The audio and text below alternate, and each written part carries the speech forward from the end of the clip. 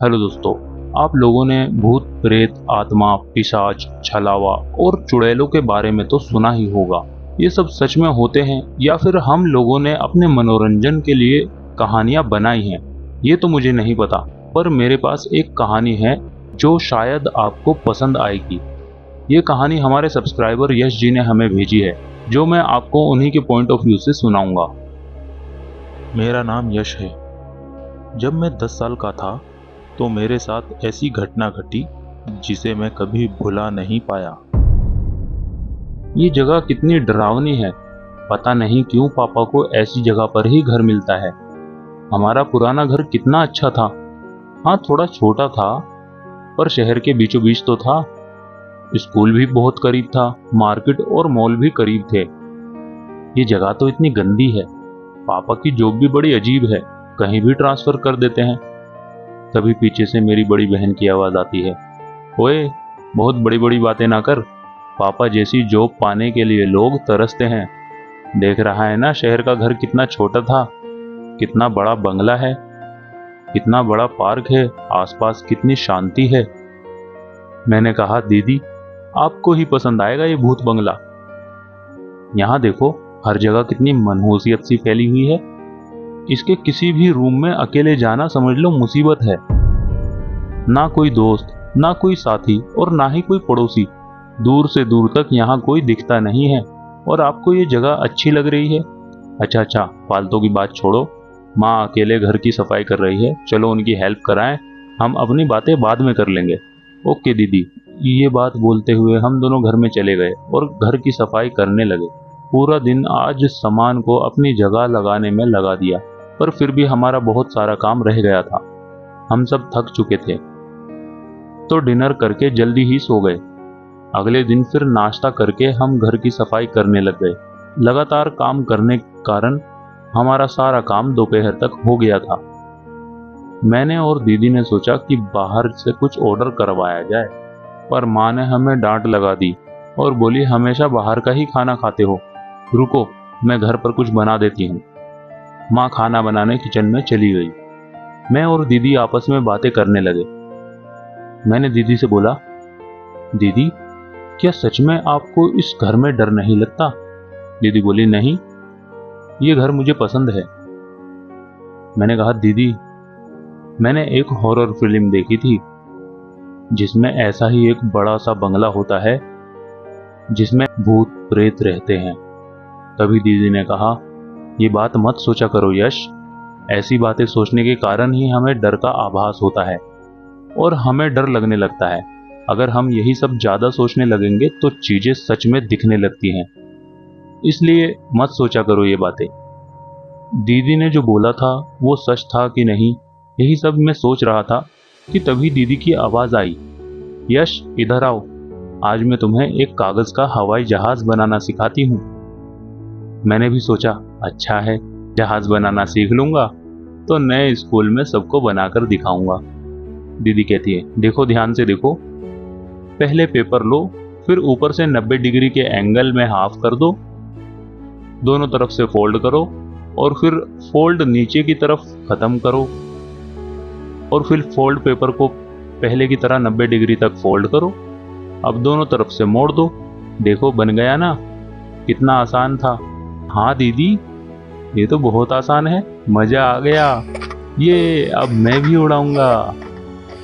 दीदी बोली, ओके तुम अब बनाओ और खेलो, बाहर मत जाना कहीं, मैं भी अपना काम कर लेती हूँ। ये बोलकर दीदी अपने रूम में चली गई। मैं अकेले अकेले पार्क में बैठकर जहाज बनाने लगा और हर बार की तरह कुछ ना कुछ गड़बड़ हो जाती, जिसकी वजह से मेरा जहाज बनता ही नहीं। कई बार कोशिश करने के बाद आखिरकार एक जहाज अच्छा सा बन ही गया। मैं बहुत खुश हुआ। मैं उस जहाज को उड़ाने लगा। जहाज उड़ाते उड़ाते मुझे पता ही नहीं चला कि मैं कब पार्क से बाहर चला आया। मैं बहुत खुश था कि मेरा बनाया हुआ जहाज कितना अच्छा उड़ रहा है। मैं अपने जहाज के पीछे पीछे दौड़ रहा था।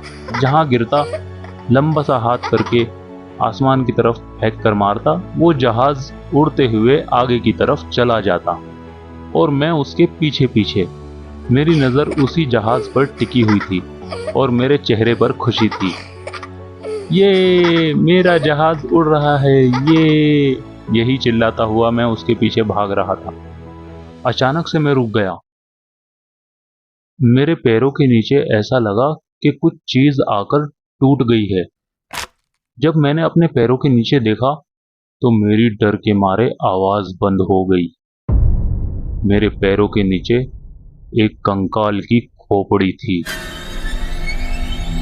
मैं घबरा गया। जब मैंने अपनी नजरें ऊपर की तो मेरे सामने पूरा कब्रिस्तान फैला हुआ था। मैं यहाँ कब और कैसे आया मुझे पता भी नहीं चला। डर के मारे मैं पसीने पसीने हो गया था। तभी मैंने जहाज की तरफ देखा तो मेरा जहाज कब्रिस्तान के ऊपर ही मंडरा रहा था। किसी अदृश्य ताकत के सहारे वो उड़े ही जा रहा था। अब आसमान एकदम काला होने लगा था। तेज हवाएं चलने लगी। सारे पेड़ पौधे तेज तेज हिलने लगे।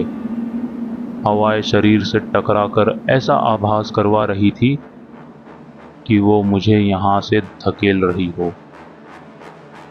दूर कहीं से कुत्तों और सियारों की रोने की आवाजें आने लगी।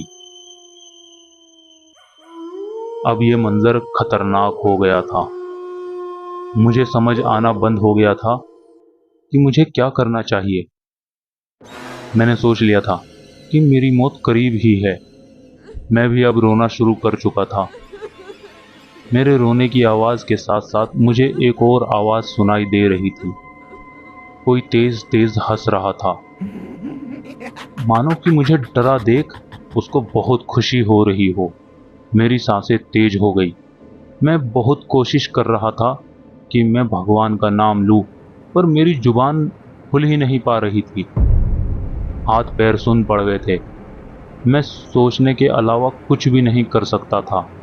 तभी मेरे सामने की एक कब्र फटी और उसमें से एक सड़ी गली लाश बाहर निकली। वो लाश इस कदर सड़ गई थी कि उसकी चेस्ट के ऊपर का सारा मांस सड़ चुका था। खाली हड्डियां दिख रही थी, कहीं कहीं मांस के लोथड़े चिपके हुए थे और उस लाश का दिल तेज तेज धड़क रहा था। एक आंख गायब थी, उस जगह पर खड्डा था और दूसरी आंख सड़ गई थी जिसमें कीड़े लगे हुए थे। इतना घिनौना लग रहा था कि उसे देख के ही आदमी मर जाए। फिर भी मैं जिंदा था। मैं बेहोश सा सब देख रहा था। वहां से भाग जाना चाहता था मगर हिल भी नहीं पा रहा था। वो लाश धीरे धीरे मेरी तरफ बढ़ रही थी और कोई रास्ता ना देख मैंने अपनी आंखें बंद करके हनुमान जी को पुकारने लगा। हे हनुमान जी, मुझे बचा लो। हे बजरंगबली, मुझे बचा लो। यही दोहराए जा रहा था। मेरी सांसें बहुत तेज चल रही थी और मैं मन ही मन हनुमान जी को पुकार रहा था। तभी मुझे मंदिर की घंटियां सुनाई दी। अब मैं अपना सारा ध्यान उस मंदिर की घंटी की ओर केंद्रित कर रहा था और भगवान का नाम लेने लगा। धीरे धीरे ऐसा महसूस हुआ कि ये घंटी की आवाज मेरे करीब आ रही है और थोड़ी देर में घंटियों की आवाज मेरे कानों के करीब ही थी। मेरा मन अब शांत होने लगा था कि तभी माँ की आवाज आई, यश बेटा उठ, स्कूल जाना है। मैं तुरंत हड़बड़ाते हुए उठा तो देखा माँ पूजा कर रही थी और घंटी की आवाज हमारे घर के मंदिर से ही आ रही थी। वो घर, जहाज और भूत सब सपना था। तभी मेरी बहन हंसते हुए आई और बोली, अरे वाह यश, तुमने तो बहुत अच्छा जहाज बनाया है। जहाज को देखकर मुझे सपने की सारी बातें याद आई और मैंने तेजी से चिल्लाते हुए उस जहाज को फाड़ दिया और सबको अपना सपना बताया तो सब मुझ पर जोर जोर से हंसने लगे।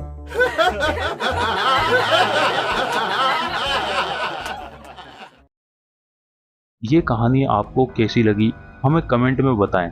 अगर आप नए हैं तो हमारे चैनल को सब्सक्राइब करें। अगर आपके पास भी कोई कहानी है तो हमें इंस्टाग्राम या ईमेल के जरिए भी भेज सकते हैं।